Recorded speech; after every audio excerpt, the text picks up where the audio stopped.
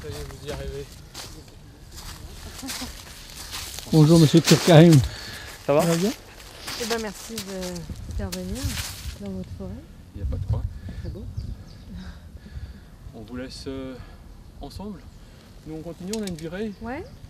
Et puis normalement on revient assez vite comme ça, donc on aura des jolies choses à voir là-haut. Il y a la ruine. Il y a...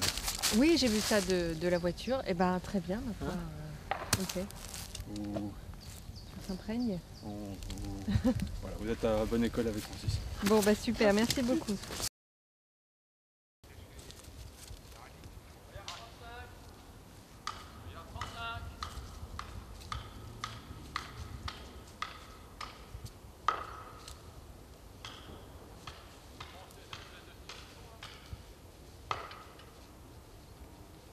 Là, il a été marqué.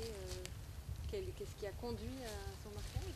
Alors il est pas de belle conformité. Il est tordu à la base, donc tout de suite à 1 mètre. Il a des branches à partir de 2 mètres, des gros moignons, des grosses branches, des vieilles branches à 3 mètres, 4 mètres. Donc on n'arrivera pas à faire une grume suffisante, quoi, du bois d'œuvre de qualité, de longueur suffisante pour l'industrie. Et puis il y a une fourche là-haut.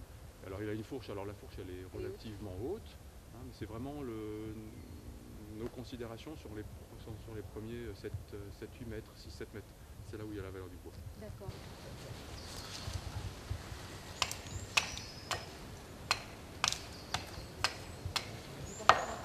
On vient la prochaine fois.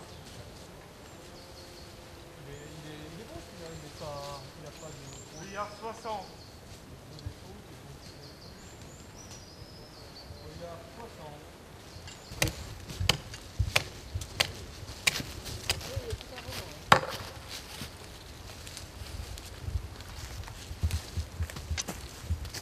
Billard 65. Regarde, 65.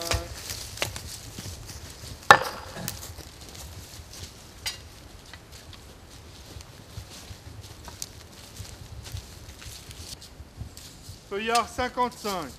Regarde, 55.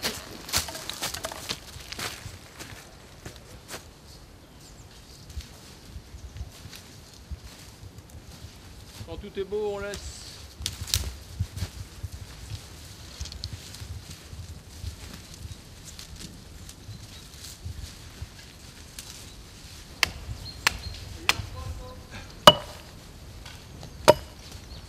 Feuillard 60, il faut faire bien attention là aux conditions d'exploitation. Hein. Bon, la fin, encore beaucoup de branches. La caisse qui arrête. Oh, il est passablement sec. Hein. 60.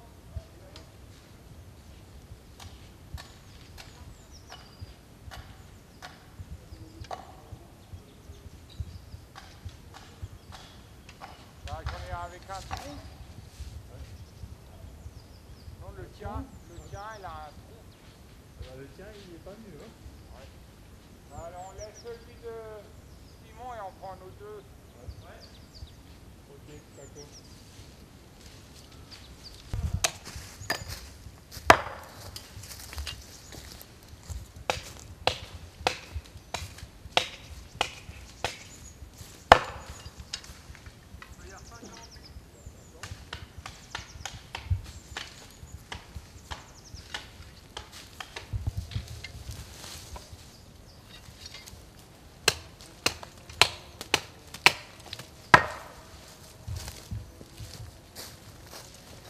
Feuillard 50.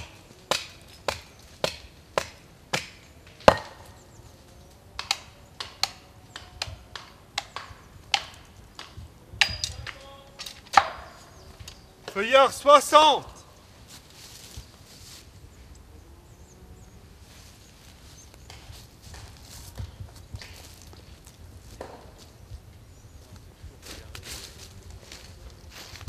Alors, avec les mots, vous arrivez à décrire un si joli paysage. Ça va être... On va voir. On va voir si on arrive avec les mots à le décrire. C'est pas toujours facile.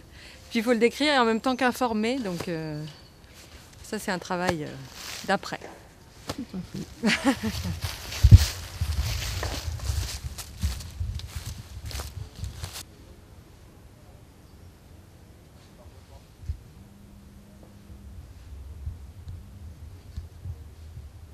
À quoi j'ai assisté ce matin en fait? Quelle était l'opération qu'on a faite ce matin? Donc nous venons de terminer donc, le martelage d'une parcelle ici en Alsace du Nord. Le martelage, c'est l'opération de désignation des arbres qui seront coupés donc, lors de la prochaine campagne d'exploitation. C'est une sorte de pilotage en fait de ce qui va pousser. Le martelage, c'est l'opération décisive où on façonne les peuplements, où on donne l'orientation à la production, où on décide, on analyse, où on décide les arbres qui pourront continuer à pousser. Donc c'est relativement sévère parce qu'on décide de la vie et de la mort de chaque individu. La force de la nature est incomparablement plus importante que n'importe quel travail de chercheur dans un laboratoire. Et en plus, la chose grave, c'est qu'on ne sait absolument pas vers quoi on va. On dit qu'il y a des évolutions climatiques. On dit qu'il va faire plus chaud, on dit qu'il va faire vraisemblablement plus humide en hiver et plus sec en été, mais ça veut pas dire grand chose. Moi je ne sais pas ce que ça veut dire pour le choix des essences, on va avoir des extrêmes qui vont être plus compliqués à gérer, mais est-ce que si la période de sécheresse en été dure 3 semaines, c'est pas la même chose que si elle dure 6 mois. Est-ce qu'on peut me dire, alors à ce moment-là, quelle plante il faut que je mette en place depuis 12 000 ans, depuis la dernière glaciation, il y a eu des épisodes aussi qui ont des épisodes climatiques qui ont varié et qui ont sélectionné un petit peu les meilleurs, ceux qui étaient capables de résister. Alors c'est clair que les évolutions aujourd'hui sont beaucoup plus rapides, mais je ne suis pas sûr que ce qui sort aujourd'hui des éprouvettes est forcément plus adapté. Qu'est-ce qui me dit que c'est plus adapté que ce que fait la nature?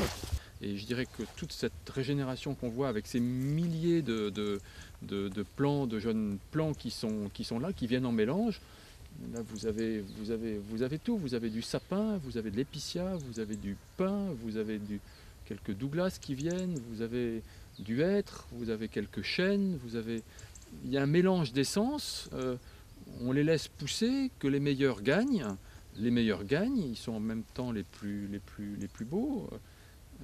C'est vraiment celui qui est le mieux à même de faire quelque chose qui arrive à gagner. Ça me paraît être le moment idéal pour dire ce que c'est qu'une futaie irrégulière. Parce que là, à l'œil nu, on voit tout un tas d'arbres qui ont vraiment des tailles différentes. Donc est-ce qu'on peut revenir là maintenant sur ce que c'est que cette futaie irrégulière qui est un peu la marque de fabrique de la gestion Prosilva, si j'ai bien compris? Alors plutôt que de futaie irrégulière, j'aimerais parler de traitement irrégulier. Dans l'approche Prosilva, c'est qu'on ne considère pas des peuplements, on ne considère pas des populations, mais on considère des individus. Chaque individu qui assure donc la fonction de la forêt, c'est la production d'abord, mais toutes les autres fonctions sont aussi importantes, mais ce qui nous fait vivre, ce qui nous anime tous les jours, c'est la fonction c'est le rôle de production de la forêt. Donc un arbre qui produit du bois de qualité, puisque pour la meilleure productivité, il faut viser la qualité. La production forestière ne se démarque pas de toutes les autres formes de process industriels. On vise la qualité, donc on vise aussi en forêt la production de bois de qualité. Donc il y a des arbres qui ont cette qualité, pour qu'il y ait une dynamique, il faut qu'ils aient aussi une certaine vitalité. Donc à partir du moment où ils ont une qualité et ils ont une certaine vitalité, on les accompagne dans ce développement en leur conférant ou en organisant une ambiance de croissance qui est optimale. Donc c'est des martelages réguliers dans le temps, donc tous les 8 ans, où on vient dans la même opération, on vient récolter des bois qui sont mûrs, on vient aider des bois c'est l'amélioration. On vient aider des bois en retirant les pires concurrents. On réfléchit à la régénération, puisque on est dans un processus continu, donc il faut assurer le renouvellement et le renouvellement permanent. Et puis on réfléchit aussi un petit peu à la structure pour garder cet étagement, pour améliorer la stabilité. Donc voilà, donc ces 4 réflexions sont en permanence en éveil quand le sylviculteur procède au martelage, donc à la désignation des arbres qui seront coupés à la prochaine campagne d'exploitation.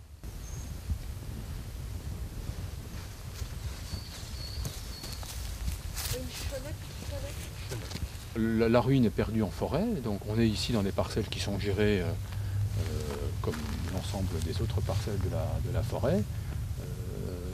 Donc il y avait ici au dernier passage, il y avait quelques très vieux arbres comme on est juste au-dessus du sentier, on les a exploités. Donc il y a aujourd'hui des bouquets de régénération. Donc ici au-dessus du chemin on a beaucoup de hêtres.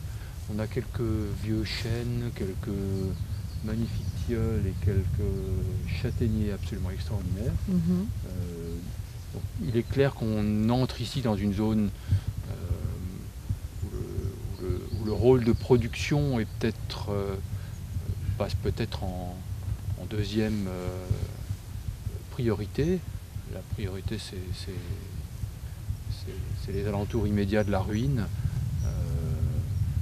C'est un patrimoine dont on est aussi les gardiens, donc c'est aussi une mission du forestier.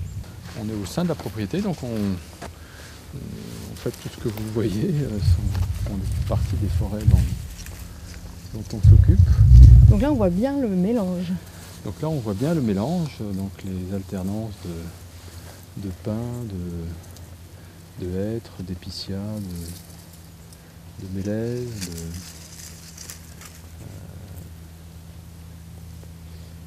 donc on a une grande idée des masses, mais bon, au sein des peuplements, il y a encore un mélange fin qui ne voit pas d'ici, qui est invisible à l'œil nu. Alors on a aussi donc sur différentes crêtes à différents endroits des châteaux. Donc il y a un deuxième château, là, le château de la Vinec, juste sur la montagne, il est caché, avec un donjon qui est encore entier jusque tout en haut, qui a fait aussi l'objet de petits travaux de consolidation avec le soutien des autorités départementales et régionales. Voilà, ça fait partie de l'ensemble. Alors est-ce que du fait que dans la région, il y ait beaucoup de forêts, des acteurs de la filière, enfin que ce soit une filière bien installée, la forêt et le bois, ça peut expliquer que ici plus qu'ailleurs ProSilva se soit développé, ou est-ce que c'est du fait de la proximité avec l'Allemagne, d'où est originaire le mouvement? Est-ce que vous pourriez dire quelque chose là-dessus? Est-ce que vous sauriez dire quelque chose là-dessus? Alors je crois que alors je ne sais pas si j'ai la bonne réponse. Je pense qu'il y a une histoire du traitement des forêts, de la sylviculture, qui est fortement ancrée ici dans le quart nord-est. Donc forcément il y a peut-être un recul sur les différentes pratiques qui est peut-être un petit peu plus important. Certainement la proximité avec l'Allemagne, avec la Suisse a joué en faveur de cette approche, de cette connaissance, de cette familiarisation du traitement irrégulier. Le train est en marche, si je puis dire.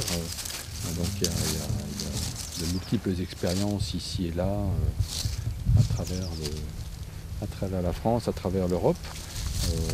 On a même des pays lointains qui frappent à la porte. Les Japonais, j'étais l'année dernière aux USA, on a vu des magnifiques expériences qui vont dans ce sens. C'est lié aussi à des personnalités. On parlait tout à l'heure de Monsieur Azra, vous et votre papa avant. Est-ce que c'est aussi d'autant mieux transmis que c'est des gens passionnés, ou vous voyez ce que je veux dire? Alors, sûrement la forêt c'est un peu une histoire de de passion. Je crois pas que... Alors, tous les métiers sont des métiers de passion, mais je pense que la forêt, au-delà de cela, est un métier de passion. Alors, ça demande beaucoup, elle demande beaucoup, mais elle apporte beaucoup. L'autre jour, on me parlait de sylvothérapie, de savoir si je savais ce que c'était que la sylvothérapie. Donc la forêt apporte beaucoup, ça c'est clair. Est-ce qu'il y a forcément aussi des choses qui passent de génération en génération? Voilà, maintenant, je dirais que les idées ont vocation à essaimer, ont vocation à capter le plus grand monde possible. On n'est pas le diable, on est simplement une option de gestion, et de nouveau qui apporte beaucoup, qui répond à de nombreuses questions d'aujourd'hui, de demain. Et dont les résultats sont assez facilement vérifiables, précisables. Alors, les résultats sont là. On s'acharne à démontrer ce qu'on est capable de faire. Alors certains, on n'est pas détenteur de la seule et unique vérité, ça je dis toujours, même si on répond de façon extrêmement pertinente à beaucoup de questions. On ne peut pas faire boire un âne qui n'a pas soif. Voilà, on essaye de faire le mieux possible, avec beaucoup d'humilité, ce qu'on pense, beaucoup de bon sens de nouveau. Je suis persuadé que les idées transpirent. Prosilva a vocation à disparaître quand tout le monde fera du Prosilva. Je suis sûr que les choses progressent, c'est l'important. On va terminer sur cette note positive, plutôt optimiste.